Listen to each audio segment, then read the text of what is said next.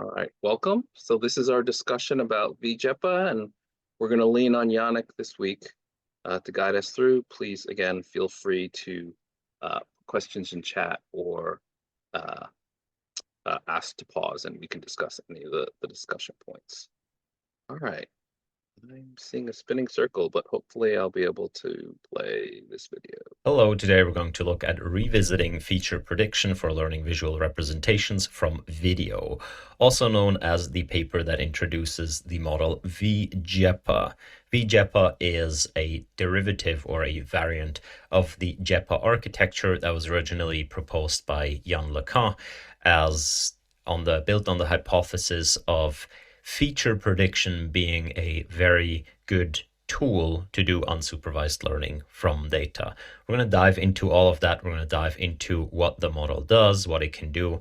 But in essence, in a short form, this is an unsupervised techniques to learn good features from, in this case, from video data. And by good features, we mean latent features that you can then use to make downstream tasks better. Like, for example, if you want to do video classification, you could use a model that's pre-trained using V-JEPA and then fine-tune it to do some sort of topic classification, fine-tune it to do some extraction of stuff and so on. So that is the base case for this model. Think of it like BERT, but for video. No, in a way, but also a bit different, but in terms of what you can do with it. So we're going to first take a tiny look at the original JEPA paper, just to get you in the mood of what the underlying sort of core hypothesis of this is, and then we're going to dive into this paper. Actually, I want to look at the abstract of this paper in the very first place, and then dive into the JEPA paper. So they say humans possess remarkable ability to map low-level signals originating from the retina into semantic spatio-temporal understanding of the world, such, recognizing objects, recognizing global motion, and so on, all from various pixel movements that are very localized. This ability to understand video, in this case, like streaming image data of your eyes and brain, is incredibly difficult to match with machines. A long-standing goal of the machine learning community is to identify the principles or objectives that may guide such unsupervised learning in humans. So the question is, how do humans do that? How do humans extract from this pixel movement these high-level things? And how do humans learn to do that, right? Certainly you can argue someone has a built-in ability to do some of this stuff, but still you need to learn all the objects that exist in the world. A lot of them haven't existed for all of evolution, so there must be a mechanism by which humans in an unsupervised way acquire this knowledge. The hypothesis they're going with here is the so-called predictive feature principle, which posits that representations of temporally adjacent sensory stimuli should be predictive of each other. What does that mean? That means representations we're dealing with representations, so we're not dealing with signals themselves. We're dealing with representations of signals, and in our current language, that would be latent space embeddings. So this is the first indication. We are not operating in pixel space right here. We are always going to abstract from the pixel space, and whatever we do in the latent space. So there's not going to be a pixel reconstruction error here or anything like this, or a autoregressive synthesis of data or something like this. All of what we do here happens in the latent space. Then temporally adjacent sensory stimuli, meaning video frames that follow each other, or the left side of the video and the right side of the video and things like this, they should be predictive of each other, meaning that if I know one of them, I can predict not the other part of the video, but the representation of the other part of the video. So if I see kind of like half a dog-ish, then I can predict, oh, probably the other half of the dog is going to be in the other half of the video. Or if I see, I don't know, I see like a road in the beginning of the video, I may predict that there's going to be a car driving on the road at the end of the video. That would be one possible future. Right? So this hypothesis that humans may in part learn to extract meaningful features of in an unsupervised fashion of video data is based on, so the hypothesis that is based on this principle that humans learn to associate representations of video, like things that appear at the same time or after each other in video, to associate representations with each other and to predict representations from each other. They say we revisit feature prediction, sorry about that, as a standalone objective for unsupervised learning of visual representations from video. The goal here isn't to get the best model ever. The goal is to say, how far can we get with just unsupervised learning of representations based on the principle that the principle of feature prediction, right? The principle that we just discussed. They say, in this case, we present video joint embedding predictive architecture, V-JEPA, which is based solely on feature prediction without using pre-trained image encoders, text, negative examples, human annotations, or pixel level reconstruction. So this means this alleviates a number of things. No need for negative examples. Negative examples are very common in unsupervised representation learning. Think, how do you learn an embedding model in an unsupervised fashion? Well, you have two sentences that are close to each other, and then you have a third one that's far apart, and you push these together and this one apart. You always have to take care of how far away should you push those, like, how close is too close? And then you want to start mining hard negatives, right? Because the task quickly becomes too easy. So you want, like, okay, I want to find negative samples that are kind of close, but not really, and then push those apart. There are lots of problems with having negative samples. Pre-trained encoders obviously also help. They also don't want to use that. Human annotations are very costly. And pixel level reconstruction, as we will see, the theme here of this paper is that the method here, V-JEPA, is going to be much more efficient at reaching certain goals than pixel-based methods. So it's not that pixel-based methods don't work, it's just that they seem to waste a lot of computation, a lot of parameters and so on at doing just the local pixel level stuff so they can really get those pixels right. V-JEPA just doesn't care about the pixels. It purely operates in the latent space and therefore can devote a much more extensive budget, let's say, to getting those latent features correct. All right, so I would be... All right, I thought I'd pause for just a second. So he's talked about a bunch of things, but not necessarily named them explicitly. So like an image encoder theoretically could just be, you have an ImageNet classifier model and you take your bottleneck layer, and that's what you treat as your embedding or your latent space. Text could be like you use captions and images that you scraped off the internet. Talk about negative examples, so contrastive learning. So if you remember, if you're familiar with like SimCLR or any of those other models, most of those had class labels to human annotations. And then pixel level reconstruction would be like an autoencoder. So that would not require that you have any class labels. You just have an autoencoder where you put in an image, it goes down to a bottleneck layer, it then gets expanded out back to a pixel-wise image, and that's where he's talking about doing something like a L2 loss on, are the pixels exactly the same on the output as what we came in. So what we're really contrasting this model to is like self-supervised contrastive learning, autoencoders, and other kinds of things, multimodal encoders and whatnot. So hopefully, if you're familiar with some of those other things, this at least makes it clear like what exact things that we're contrasting this model to. Any other questions? All right, keep going. Remiss, maybe you've seen it already. I've already talked about it in the last video, but there's a new course by Weights and Biases, which happily, graciously sponsor this video. So thanks a lot. The course is on structured outputs of LLMs.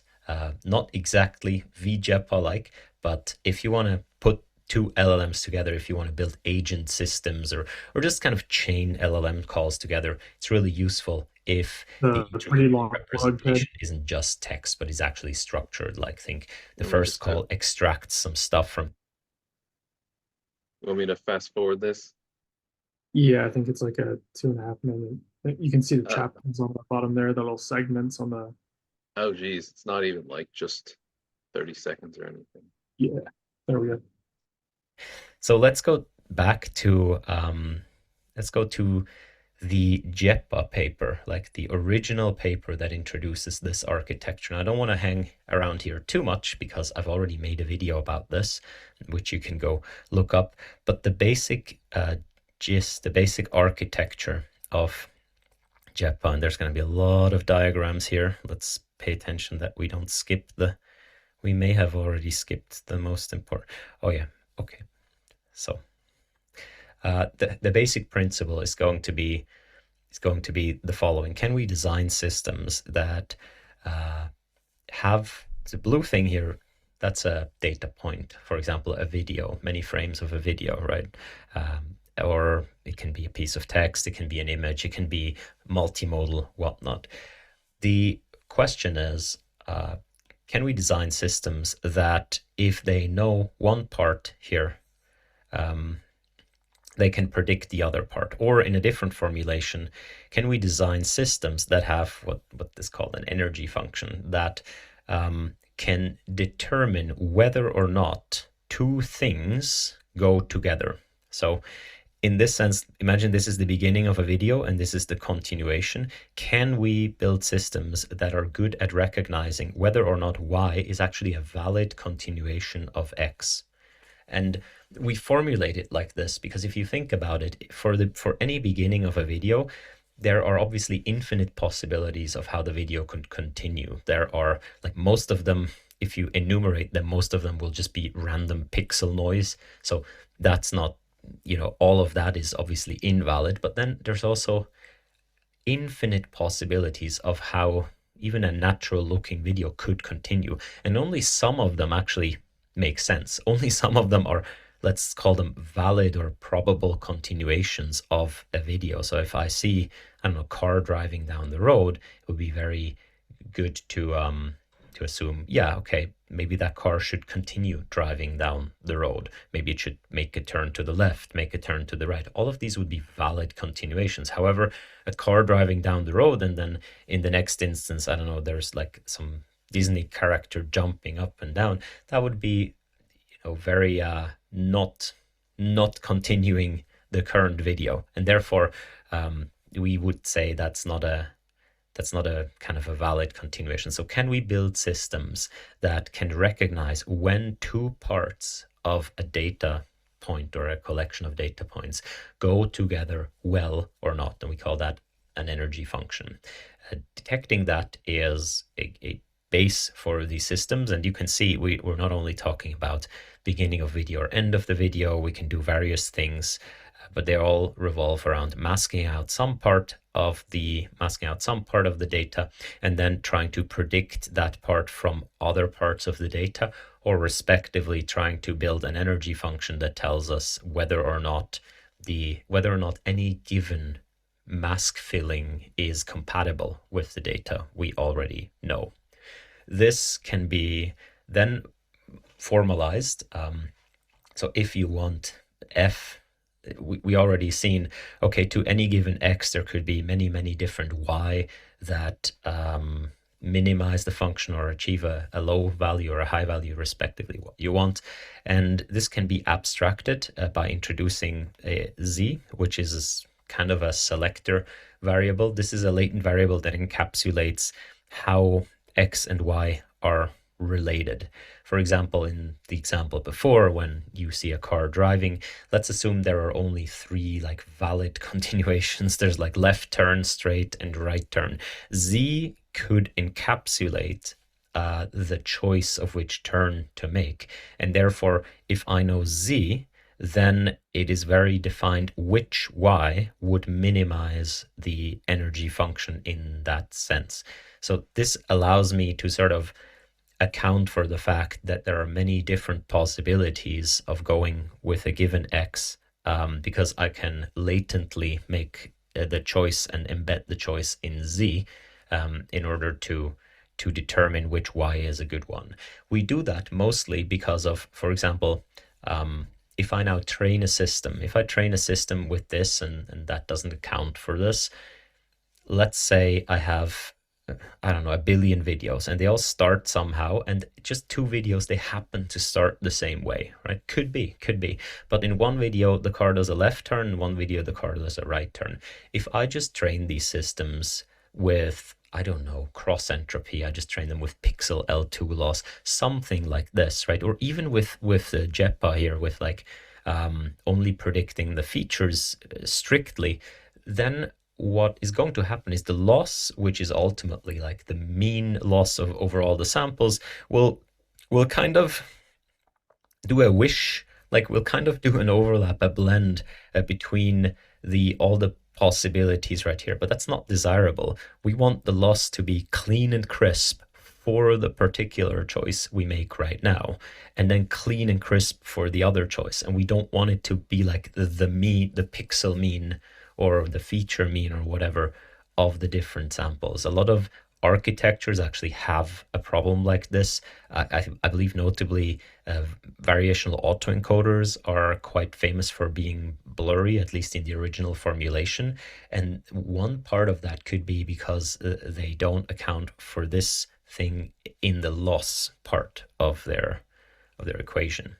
So I might talk crap here, but I believe that was one of the reasons.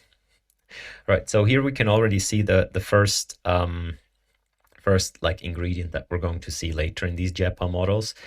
Then next, if we talk about unsupervised feature learning, right?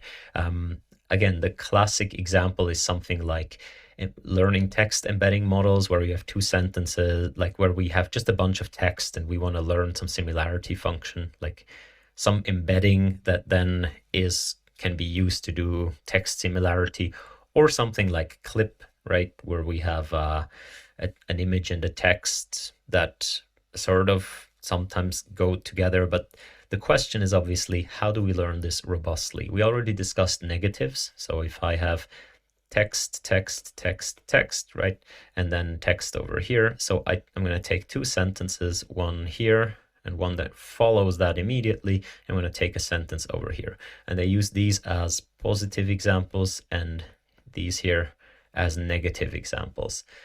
And we already discussed that has some disadvantages. So I would like to leave away, not do negative examples. Now, the problem here is that if I only have positive examples, that can collapse my learning pretty quickly. So if I just make, like, let's say I randomly initialize some BERT model or something, and I push this sentence through it, and I push this sentence through it, and I just say these 2 should be similar, right? Just these 2 should be similar.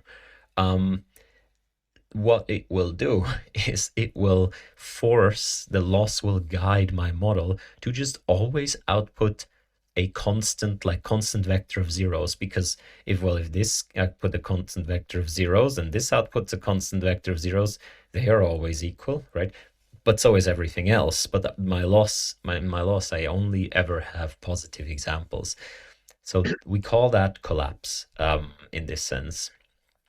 And we're wondering, what can we do in order to prevent collapse in this domain of unsupervised feature learning without negatives? And the paper lists a few variants here of how that's usually done and their propensity for collapsing. None of these are JEPA, but they kind of are stepping stones along the way. So here you can see one architecture what we do is we have x and y, which are again two pieces, two separate pieces, but of the same data point, right? So we want to relate x and y together. We encode x, so we build a representation. And yeah, also our ultimate goal is to build an encoder. Our ultimate goal is to, after we've done all this training, extract this part or this respectively. So it's paramount that we always think, you know, what does this particular training mean for the encoder? So here we have x, we encode x, which gives us s of x, which is the latent representation, right? And then we try to predict y directly. Right? So this could be, I give you the beginning of a video and you just give me, I encode it, and from the latent representation, you give me the pixels of the continuation of the video. And then I compare that with the actual pixels, and then I have some loss function right here. Now, that is an autoencoder, not an autoencoder, but ish, right? Like it's beginning of the video to end of the video, sort of just prediction. That works, but again, it wastes a lot of time and effort on really getting the pixels correct. Plus, it obviously does not have this property that it can account for one beginning of the video going into multiple valid directions. This will just, the loss itself will just assume there is one correct thing to do. And if I have two different data samples, same beginning, but different continuations, then that's just kind of noise. It like must be that, like I'm just going to take the mean because that is giving me the least amount of loss. So cannot collapse, which is a good thing, right? I actively always predict the pixels, which means my loss back propagation will always go to the encoder, give me valid, good encoding right here. However, we have all these other disadvantages. Okay, generative latent variable architecture. Here we actually account for the fact of this choice, of the fact that different, like the same video can continue in different ways. You can see we have this variable z, which can incorporate that choice. How we train it, different question. Actually, that question becomes interesting now. So you see the encoder now gives us a representation, and the predictor, the part that predicts, that tries to reconstruct from the encoding of x the y, the pixels, now also gets that choice. So now also gets, hey, what choice did we actually make? If you think of how you train these things, again, we're wasting a lot of time and effort on the pixels right here, but we're also asking, can this collapse? And yes, it can collapse. How can it collapse? The model can just decide to, in Z, essentially put all information in Z and no information into S of X. So it can just learn how that's exactly done. You know, it's a different question, if you will, but it can just always learn to put a lot of information into Z and then only predict y from z and never predict y from s of x, and therefore s of x doesn't get a good gradient, and therefore the encoder doesn't get a good gradient, and therefore collapse. Right. We also have autoencoder. Autoencoder here can, as far as I know, also collapse in the sense that, well, how can it collapse? You can probably just output some sort of static output right here. Like we see a lot of crucial elements missing. And then we have the joint embedding architecture. And this one is a real big candidate for collapsing. Why? Because you can see right here, we're not predicting the pixels anymore. So we're trying to save ourselves and saying, hey, let's not predict the pixels. Pixel prediction wastes a lot of energy on exactly the pixels. Let's predict from the features of X, let's predict the features of Y. Right? In fact, we have a, where does this come from? Well, there should probably be some predictor in between here, I guess. Or this should just be S of X. and S of Y. Maybe we just do this on the two embeddings. But in any case, even if we had a predictor right here, you can obviously see the danger that what we said before, if we encode X and encode Y, and we always output a constant vector, then that distance is always going to be minimal, and therefore the loss of the model is super small, yet we did not learn a useful representation. Okay. The thought of predicting the latent features is really good, because it means if we can predict S of Y from S of X, well, that would mean we exactly fulfill the hypothesis. Hey, representations of one part of the data should be able to predict representations of the other part of the data. That's how we know we have good representations. However, those representations must also be informative about the data and not collapse to nothingness, because otherwise prediction is super easy, but it doesn't mean anything. All right, I'm calling it. I'm pausing here. There's been a bunch of discussion in the chat. So let me see if I can. And not collapse to nothingness, because otherwise. All right. So now we have all of these. So he said, I heard Yannic say, none of these is JEPA.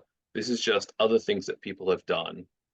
So C, this is an autoencoder. I think most people have probably seen this. There's fancier ones and there's just like really simple ones.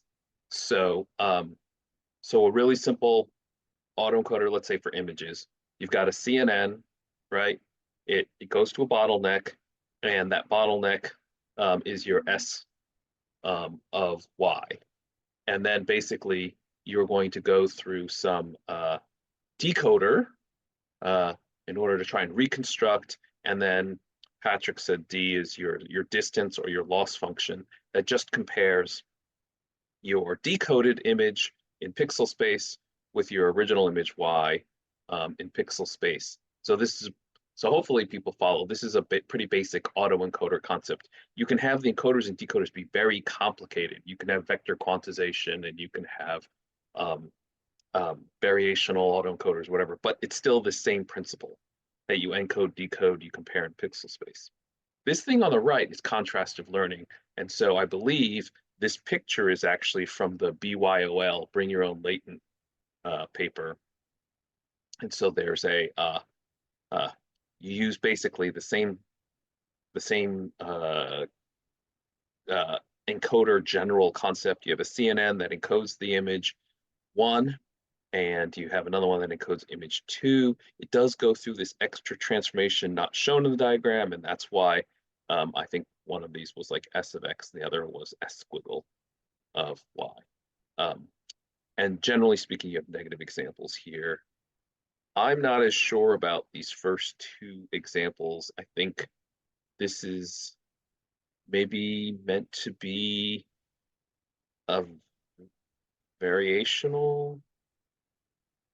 I'm not sure, but do people just generally get the gist? I mean, we don't have to follow their notation exactly. We don't have to follow their diagrams exactly, but you do have this fundamental problem that you're trying to build a really good encoder, and we're trying to figure out which symbols does this one look like a GAN?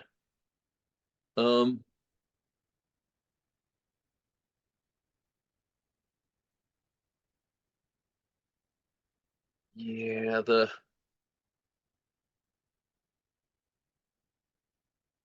issue is that GANs don't really have a pixel loss comparison, so I don't think this is a GAN.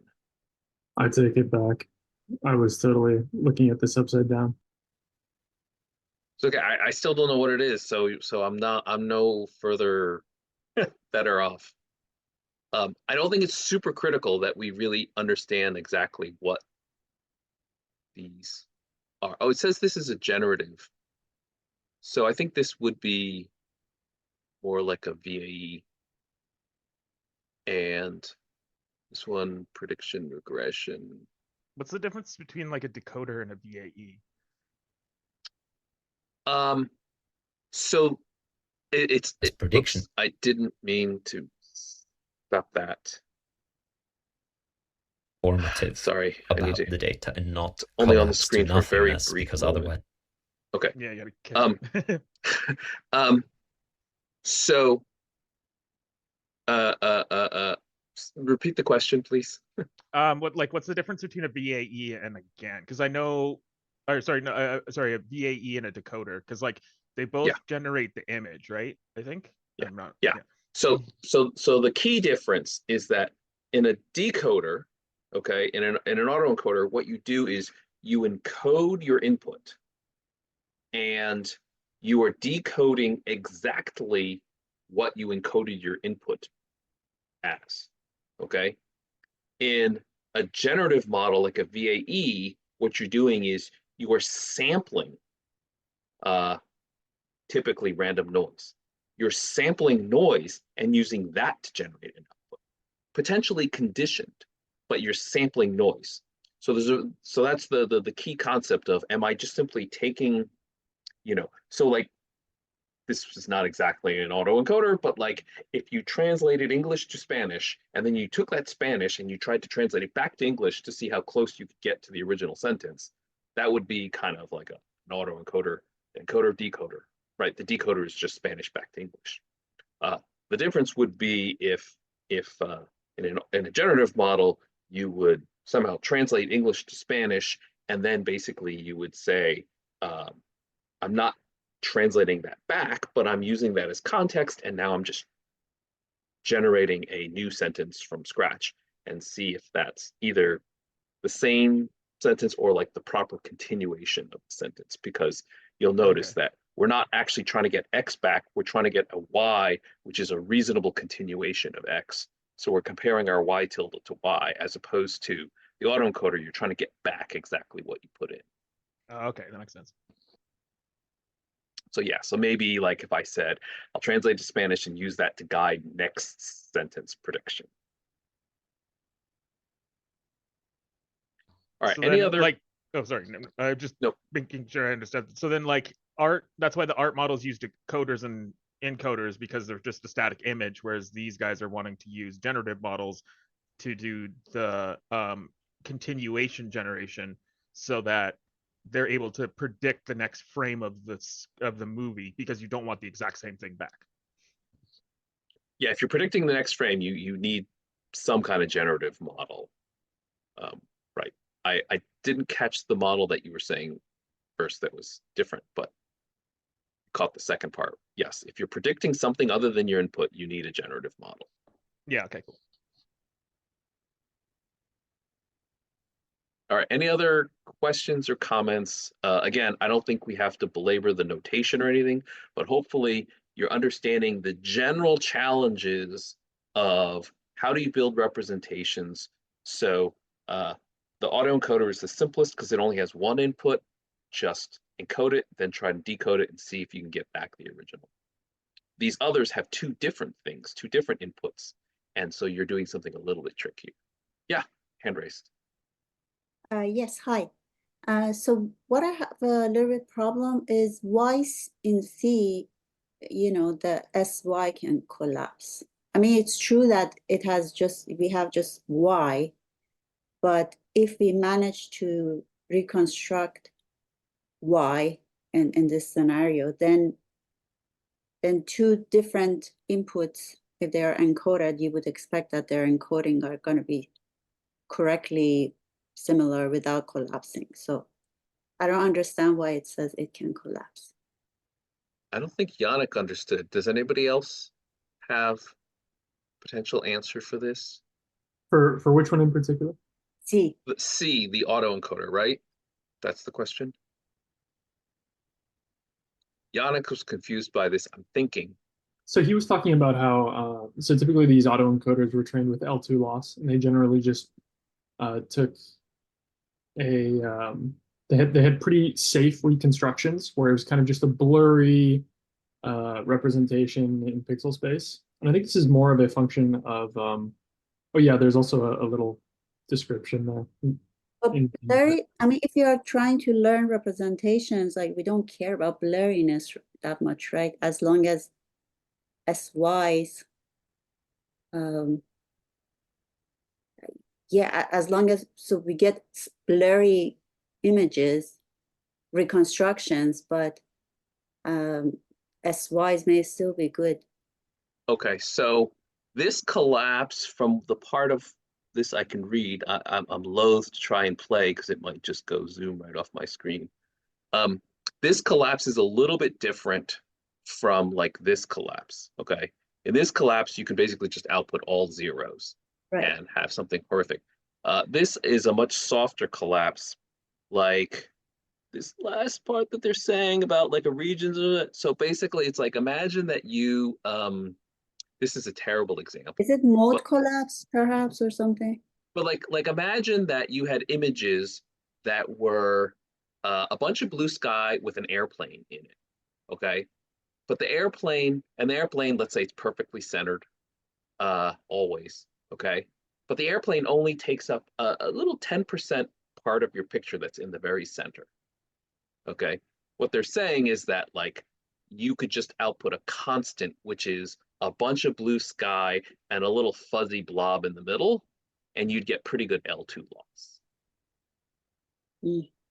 Right? Possibly better L2 loss than if you tried to do this is a 747 and this is a Airbus and this is a whatever. You know what I mean? So it is kind of collapsed, but it's not quite as horrible as just outputting all zeros. Okay. And then I think that's a more extreme case of what Patrick was saying, which is in general, a naive autoencoder will be blurry because of the stuff that he and Yannic said, where it's just sort of averaging possibilities as opposed to, you know, like if one possibility is you have a very black region and the other possibility is a very white region, instead of getting black or white, you sometimes just always get gray. But assuming that, you know, your data has diversity and you're not just feeding it blue skies with airplanes in them, you would think that it learns something useful, right? But then maybe it's not going to be efficient, data efficient. That's where I don't necessarily agree with the description of collapse, but it is a fair criticism to say that you tend to get averaging. So you don't tend to get bimodal distributions where it's like 49% likely it's really black, 49% it's really white. What you tend to get is 98% is 50% gray. And that's not what you, he's right, they're saying that's not what you want. You really want to be able to have a multimodal true output as opposed to a unimodal average all of your continuations, all of your possibilities. Yeah, so I could see this being a problem if you have like, there's two possibilities of where something would go and it sort of blurs the picture in the middle or something like that, or? Yeah. There's certain models. Go ahead, Patrick. Yeah, so the blurring is symptomatic of the fact that your model may not have retained the high frequency information. So ideally, you'd be able to retain that information. Roger made a great point. If the dimension of SY is large enough, you can learn the identity function. But the right, the objective true. is compression, so you want to keep the size of SY small. Yeah, we assume that you're going to force it to compress. So then that form of trivial solution hopefully is not available to it. Yeah, so like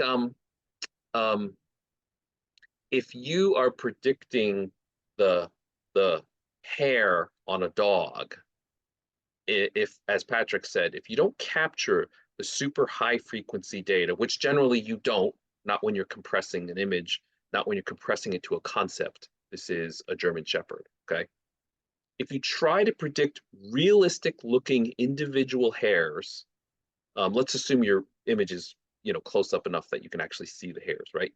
If you try and do that, you're going to have a higher L2 pixel loss than if you just predict something blurry that's more close to the average pixel brightness on German Shepherd fur. That's just the way the math works out, right? So if you have darker and lighter portions of darker and lighter pixels when you show realistic hairs. If you get those pixels exactly right, you'll have a very low L2 loss. But if all your hairs are just shifted to the left by 1 or 2 pixels, you'll have a high L2 loss, and you'll actually have a much lower L2 loss if you just smear it and do average brightness. So that's the phenomenon that we're talking about here, is that you have to really nail it if you want the L2 loss to be super low. And I think A, B, C, the main problem that all of them have is that there's this prediction in pixel space. yeah, so that's the JEPA thing, right? So that's exactly where we're going next, I assume. Right. Yeah. And then just as an aside, in generative models, sometimes what they do is they will use something like a GAN-like discriminator, but instead of on the whole image, just on small patches. And so basically, what they're going for there is you want realism, not accuracy. Okay, so L2 loss on the pixels is going for this overall accuracy. A discriminator is going for realism. So basically, you don't care if the German Shepherd hairs on the fur are shifted over 2 pixels. The discriminator will not penalize you for that the way L2 would. It'll say, oh yeah, that looks very realistic, but blurry, it'll penalize you for. And so that's why sometimes what they do is they sort of do this discriminative super resolution, which is not about correctness per se, just realism. I hope that made sense. I hope that helps. All right, we're almost halfway through the Yannic video, so hopefully he's now going to actually get to JEPA, which is like the point of this whole thing. As prediction is super easy, but it doesn't mean anything. So that's why the ultimate architecture is going to look something like this, incorporating all of these things. So I'm going to have an encoder here that gives us a representation. We're going to have this choice variable that goes into the predictor. The predictor then predicts the latent representation of y, and then we have a distance metric here. There is going to be 2 modifications to that. First of all, this here is not going to be trained using backpropagation. This is actually going to be a moving average of the encoder over here. And that moving average that has been very successful in other works that don't use negatives for representation learning, such as Bootstrap your own latent and so on, where you have 2 encoders, essentially, one for X, one for Y, but you don't train Y.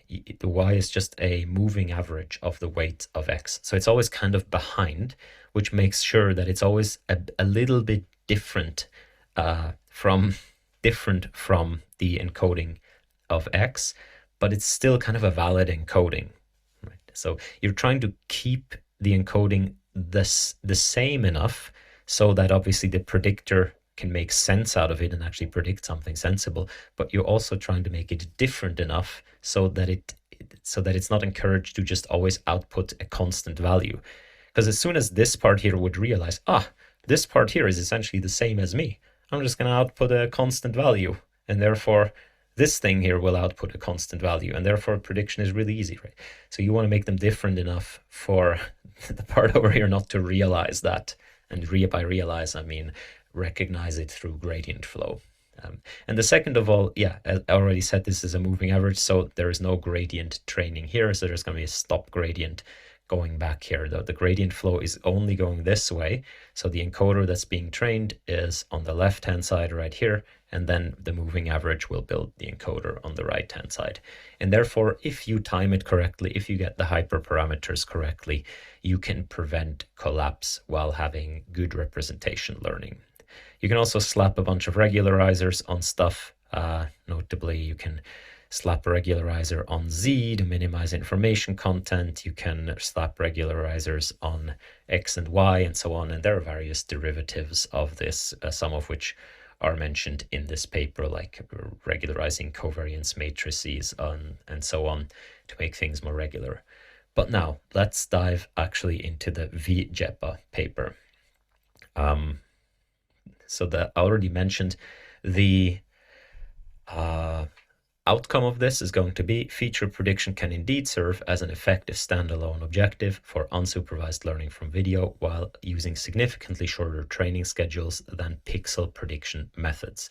So this is going to give a versatile visual representation, meaning we get a model that can take in a video and give us features that we can use for downstream tasks, or that we can fine-tune for downstream tasks.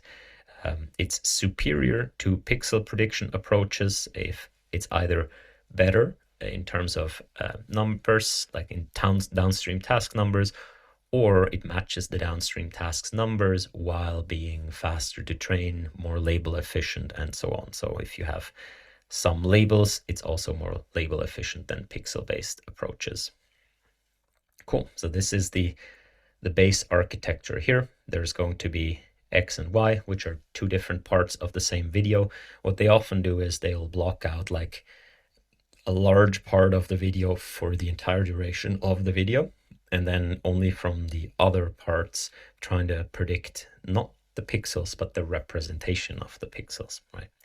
So the predictor is going to get the encoding of X plus this choice variable Z. The variable Z during training here needs to be constructed by hand. So by hand, we need to say how are X and Y related. In this case, this is going to be, they denote that as delta Y. Delta Y is simply the position of the thing to predict. So if you have the video frame and you blacken out all of this stuff and then maybe some of this stuff as well, the positions of these are going to be delta Y, right? Because if you just run these parts here through the encoder, you just get some encoded signal, right? And then by using this information, you can more precisely predict what's here and what's here, because you know kind of where it is in relation to what you have seen of the video. So this acts as Z in this case. It's not a perfect Z in terms of the of JEPA, because it doesn't encapsulate this, what I said before, well, the same video could continue in two different ways and so on. It doesn't encapsulate that. Perfect Z would account for that, but also coming up with such a Z during training time is obviously very hard, and if you don't do that, you need to do kind of training inference time optimization or something like this, or learn something. So this is a substitute to at least give the predictor a little bit of information, how it should take the representation of the things that it can see and predict the representation of the thing that it cannot see. So you see it predicts S of Y, which is, yeah, the representation. So not the pixels themselves, but the latent features of the masked out parts of the video. And then there's going to be an L1 loss, I think. So here you can see the objective is this one right here. We're going to minimize the, we're going to encode X and then predict the encoded features of Y. L1 loss across that, and then jointly train the predictor and the embedder. And to prevent collapse, we're going to modify it like this. We're going to add a stop gradient to the Y direction, and we're going to add a moving average. So we're going to construct the Y encoder to be a moving average of the X encoder. And the L1 regression is just a choice to make it more stable. They have some theoretical motivation for doing the whole moving average thing that they adapt from a different paper. Essentially, what it boils down to when you do the whole math is they say, look, if we assume the optimal predictor here, then calculate the gradient for the encoder. And the gradient for the encoder is what you want to pay attention to, because if there is collapse, then the gradient of the encoder would be independent of the data, right? That's what collapse means, that the encoder is independent of the data, and therefore during training you would expect to see the gradient of the encoder becoming independent of the data. But you can see here, under some assumptions, they can actually closed form calculate that gradient, and you can see here it does in fact it does in fact contain the data here, and therefore it will depend on the data, which will mean that the encoder learns from the data and doesn't collapse. So this, they say, incorporating an exponential moving average to compute the representation of y ensures that the predictor evolves faster than the encoder and remains close to optimal, thereby preventing collapse. So good, we'll just take it as it is. You can dive deeper if you want, but it is more of a justification, not a proof, let's say. This is going to be the actual architecture of V-JEPA right here. So starting from the left-hand side, sorry, I cannot really zoom much more here. We are going to make the video into patches. Patches and tokens are going to be synonyms in this form. Patches are going to be 16 by 16 pixels. So 16 by 16 pixels for 2 frames. So 2 consecutive frames, 16 by 16 pixels. So it's kind of a volume of, that's a terrible volume, a volume of pixels. So 2 frames next to each other, the same 16 by 16 pixels. That's in total 512 pixels. That's a 1 token. Okay. They already train with frame skip, by the way. So yeah, but 2 consecutive tokens, 2 consecutive frames give you 1 patch. Then they mask out. You can see right here, first they patch the image, the video, sorry. After, by the way, after you have patched it, you just unroll it, right? So 16 by 16 by 2, you make these little groups everywhere through the time dimension as well, always grouping 2 together, and then you just unroll it. So you have just 1 long series of these tokens. And once you have that, you can lay them out and you can essentially treat it as a language problem, if you will. So you're going to mask out, and by masking out, they don't just mask out random tokens. They, as you can see right here, they always, so this is the time dimension here. They always pay attention that they actually mask out continuous blocks over of a video over the same regions across time, which makes the problem a little bit harder, because if you just randomly mask out patches, you can easily just go to the next like 2 frames ahead, and then all of the stuff is visible. And because in most video there isn't that much movement from frame to frame, you have a really easy time predicting stuff around. So blocking out sort of continuous pieces of data makes it harder to solve the problem. So the masked, we only retain what is unmasked. We push that through the encoder. So we have an encoded series right here. Now the little d here, I think that's just a mistake, that this is always the same. Kind of makes no sense, because here it should be 512, right? Because each patch, each token is 512 dimensions. And then here they say at one point it's like 384-ish. I'm not sure. So pay no attention to that. That's probably just paper writing sloppiness, I guess, or hand wavy.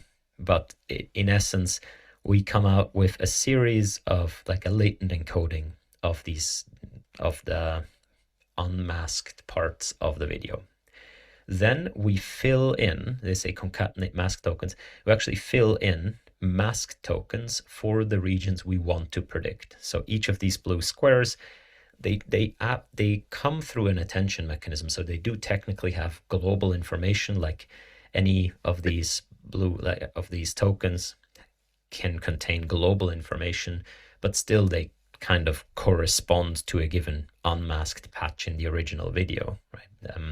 Like every last layer BERT token still corresponds to a token in the input, even though there's no necessity to do that, except of course the loss function.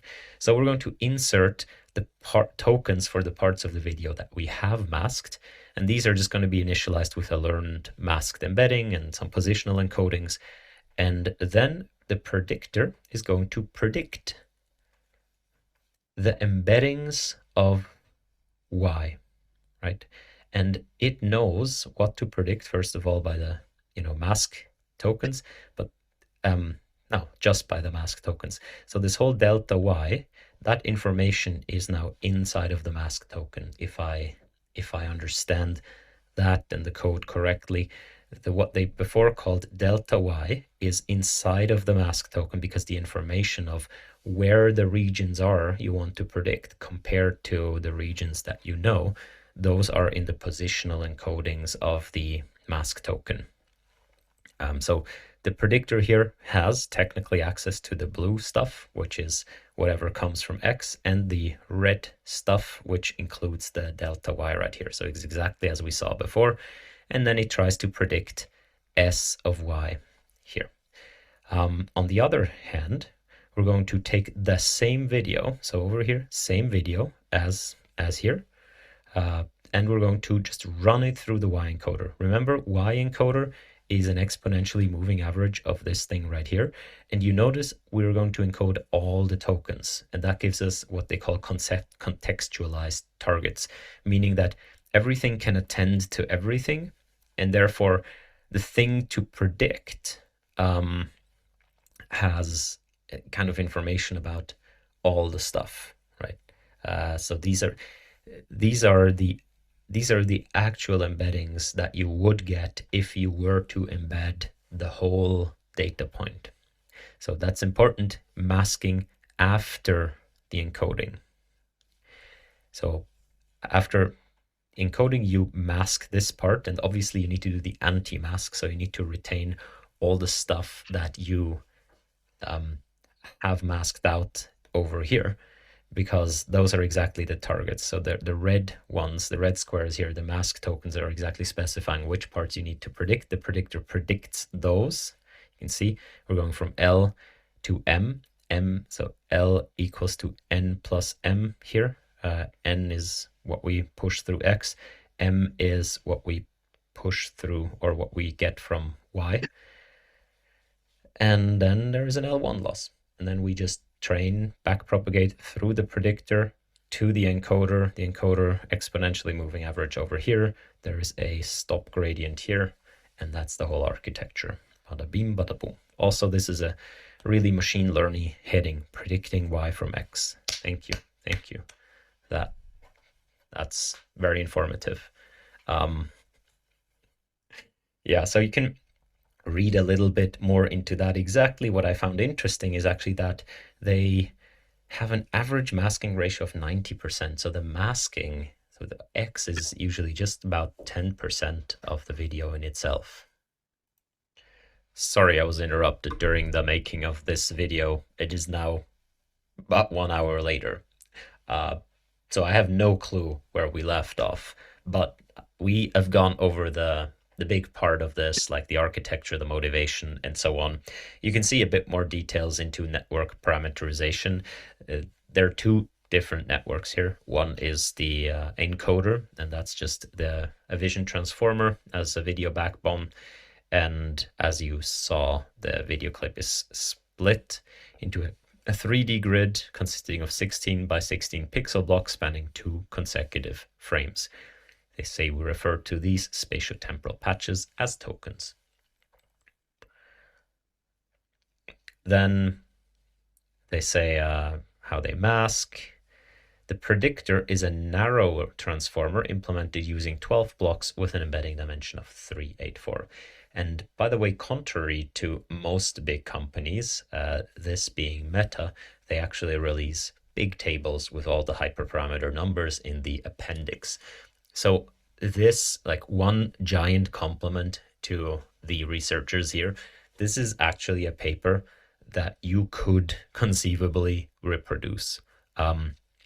They describe what data they use, they describe the hyperparameter, they describe the model architecture, like pretty much anything except like what the exact hidden dimension is, although I have the feeling they just left whatever VIT H and VIT L have as a hidden dimension. They just left that as it was, and they just used that. So conceivably, this is totally reproducible. Apart, of course, from hardware requirements, which they just say like A100 80 gigabytes, but I have no clue if it's if that means one A180 gigabytes or just like a whole lot of them, and that's just the type that we used. No idea, but someone calculated it and, calculated that they would use at least 16 of them or something like this. But I feel you can always do some offloading and reduce that down. Depends.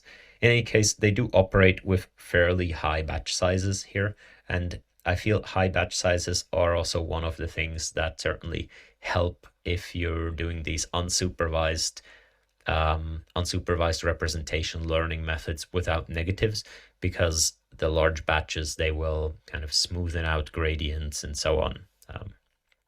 Although maybe that's not even desired. Interestingly, they say each model takes as input a video clip of 16 frames sampled with a frame skip of 4, corresponding to roughly 3-second clips on average. So this is 30 frames per second video. So frame skip of 4, you take 16 frames of that, you have to see roughly 3-second clips. So the 16 frames would give you would split up into 16 by 16 by 2 patches, and the original resolution, I believe they also have that here somewhere. The original resolution is 224 or 384, and that will give you the number of patches. And the number of patches, I think, is about 1,500 patches in one data point, and then they do 2,400 data points or 3,072 data points depending on the model per batch. So not inconceivably large, but it is, fairly chunky. I don't want to go too much into the experimental, into the exact numbers right here, but we can go a bit through the main conclusions. The results of these comparisons indicate that predicting in feature space provides a consistent performance improvement over pixel space prediction in both frozen evaluation of the video backbone as well as end-to-end fine-tuning. So they compare it to methods that try to predict the pixels and not the hidden representations, and they find the ones that predict the hidden representations to be more performing when they use the trained encoders for downstream tasks. Again, you cannot evaluate these models in isolation because they're not like next token predictors in sense of they don't predict the input data or something like this. They're not generative. So the way you evaluate them is you take the encoder that you've trained, the encoding part, and then you use it for a downstream task. And if you do that, then they tend to be better than pixel-based methods. They also investigate data mixes and masking strategies, which masking strategies are better than other masking strategies. And I want to kind of skip over that, but you see right here, you can achieve similar results as other models. Like here, you can achieve similar results in various tasks. However, the amount of samples seen can be reduced drastically. So either it is better than other methods or it is more label efficient given the similar performance. And yeah, that bodes really well for this model.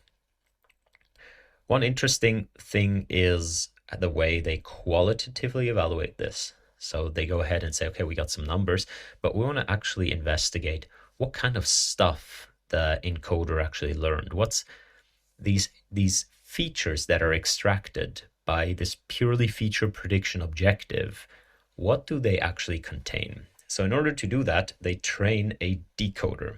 Now, this is actually going to go back to the pixel space, as you can see right here, but this is only for inspection. This is only for evaluation. So the way they do it, they mask out a piece of data, they pass it through the encoder, so you get encoded tokens as you see right here.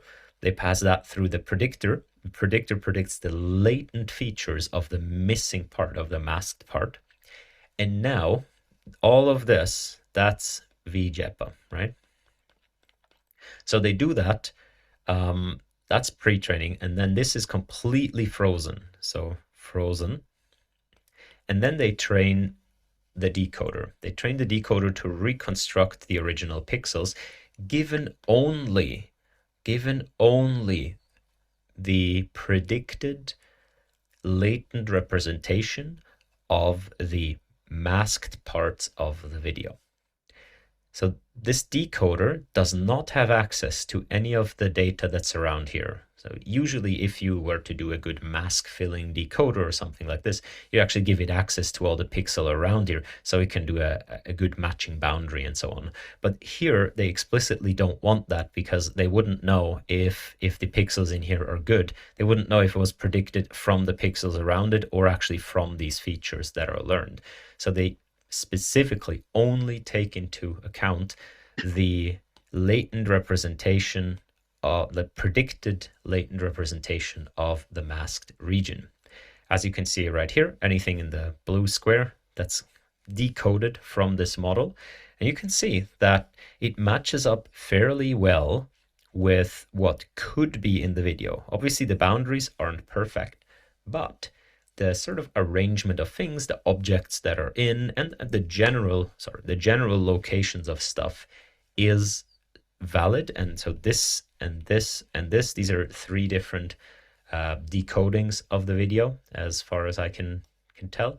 And you can see, yeah, they're pretty much pretty good, and are all quite plausible in terms of what's contained. Again, boundary artifacts are completely expected in this type of evaluation. So this is it. This is V-JEPA. Tour through the paper. They have an extensive appendix that you can go look with more details, with tables and hyperparameters and so on. Much, much appreciated. So everyone give one clap for Meta. Yay. Good job. All right. That was it from me. I do think this is really cool direction, unsupervised learning, and getting the sort of grasping the. All right, we're going to stop there. We only have 5 minutes left. I wanted to leave a little time for people to share questions, comments, thoughts. My thought is, if you see on here this paper, video MAE, video masked autoencoder, basically somebody made a joke about like Yan and a lot of like preface and got to throw in the word energy and blah, blah, blah. Basically, the difference between this and video MAE, as far as I can tell, the only difference is that they figured out, oh, let's compare the latents from the X and the Y instead of comparing the pixels from the X and Y. I'm pretty sure video MAE has the exact same pipeline, the same way where they like had the mask tokens and then you fill in the mask place, and then like all that other stuff I think is identical. The only difference, and you know, maybe the size of the masks, the patches or whatever, slightly different. But I think the pipeline is pretty much identical. The difference is the loss here is L1 compare my latent X to my latent Y, and video MAE I think compared pixels X to pixels. Yeah, go ahead. I just wanted to say that thank you so much. This was great. I happened to be looking into this thing, but I hadn't read this V-JEPA. So I was doing all those other regularizer things, which can be quite complicated to prevent collapse. And what struck me about this is the use of that exponentially moving average of the encoder, which sounds really interesting. So I'm going to be now utilizing it. This was great. I just wanted to thank you for choosing this. Well, you're welcome. We'll send Yannic a thank you note for choosing it too. Yeah, and Yannic was great. His explanation was absolutely precise and good. Great, thank you. Yeah, I think this was actually one of his strongest videos. Sometimes for me, his videos are not as good, but this one I thought was very good. He's a little bit too goofy sometimes. Yeah, I agree. This was very precise, very, very well presented, and very precise. And in terms of the moving average, in reinforcement learning, it's used a lot. So I think like you know, Q learning, like so DQN, I think, you know, double Q is basically they have one and one's a moving average. The BYOL paper, I don't know if you've ever read that. He mentioned it. It's I think used I for mentioned it in the chat. It's used for perhaps a slightly different reason there. That, you know, the target model versus the model that you're training in reinforcement learning. But here they are, I guess, specifically using it for preventing this collapse thing. I might be wrong, but this type of research sounded new to me. Yeah. Yeah, if you haven't read BYOL, you might want to check that out. It's a very good paper, and it's using the moving average in pretty much the exact same way. It's just, once again, they have a different loss. Instead of comparing the two, and it's still images, not video, but instead of comparing the two latents, they're comparing in pixel space. So really that, I think, is the thing that makes this paper very different. Anybody else? Question, comment, likes, didn't like Yannic, didn't like Yannic, liked the paper, didn't like the paper. It was good, I guess. I liked it. Yeah, I had a comment on coming back to going from sentence to video, coming back to sentence.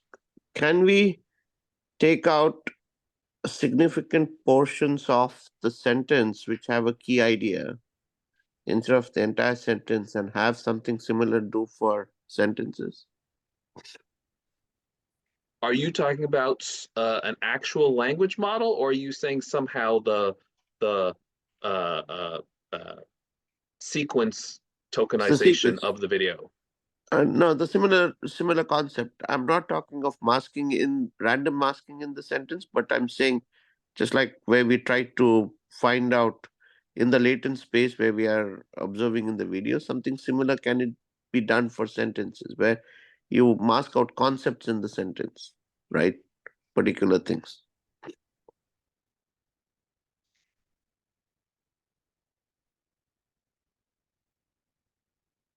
So to give you an idea, say suppose you write a sentence, right? Like I usually see it with kids and I say, hey, can you rewrite this sentence? I'm not giving them more sentences, but the same sentence. So I like rewrite trying to slightly. re-explain a concept? I think Ted might be able to. I'm a little bit zonked out. I'm like in and out of sleep. So I'm not aware of anybody that's done this, but it seems to me I'm thinking maybe perhaps more literal than what you are, but it seems to me you could do a similar thing where you've got a sentence and maybe your why is you delete 3 words from the beginning and you delete 8 words from the end, and right? yeah. And then typically we are not doing a patchified embedding, which is what this does. Yes. Because sentences are relatively small, people haven't done that. So what they would do is they would just, like for BERT, have one embedding for the whole thing. But if you patchified it and you had an embedding that was more than one token, then you could like reproduce transformers this. or something? Yeah, but then the thing is, maybe you get a better embedding than the way we do it right now. The way we do it right now, you're squashing an entire sentence into a single, usually like the classification position in your model. But here, because you can have different arbitrary masking, you can sort of force the model to understand better subunits within sentences. And then perhaps if I'm like riffing off your question, forgive me if I'm going in the wrong direction, but it seems to me plausible that it might be more expensive, but you might actually get a better sentence embedding, a better encoder out of it. Yeah, that's what I had the intention. That's why I did want to change the question. I wanted you to elaborate. So that sounds like a cool experiment. Yeah, you want some GPs to be tried on? I think sorry, in the chat, I think David was saying that he had trained a BERT or something like that. BERT doesn't take too much to train. I mean, to get it to be like super high performance, I think it takes a lot more compute. But just to get it to work, I don't think takes that much compute. And so this would just be a new patchified masked version of BERT, I think. Cool. 90, what is that? 4 days? Under 4 days? It was like every epoch took me like 1 day.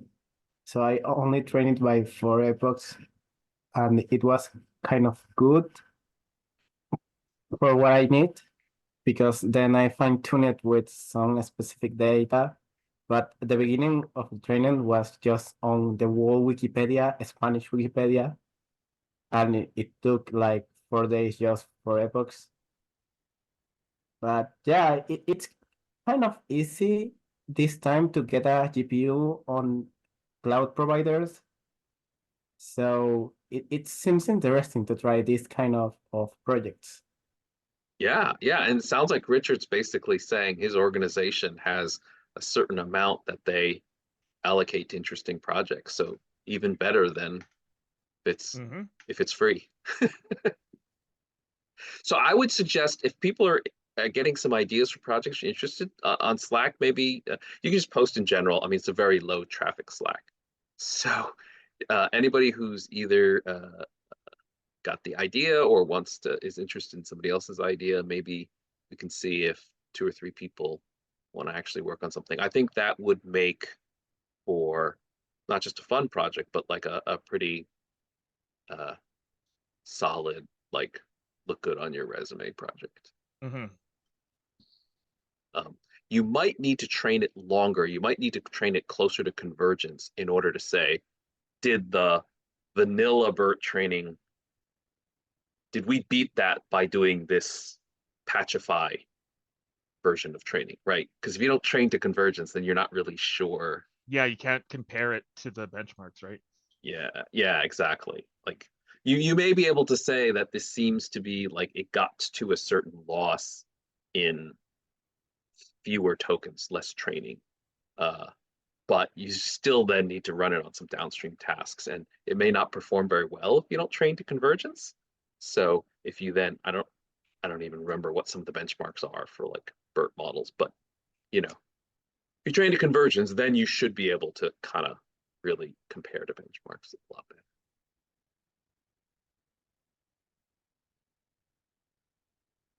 Cool. All right. Well, thanks. We're 5 minutes over. Anybody else want to share a thought, what they liked, didn't like? Anything else about this paper? Little off the topic, but for the next week, I might not be able to attend. So in that case, do you post Zoom recordings anywhere? Yes. Here, I'm going to actually stop the recording.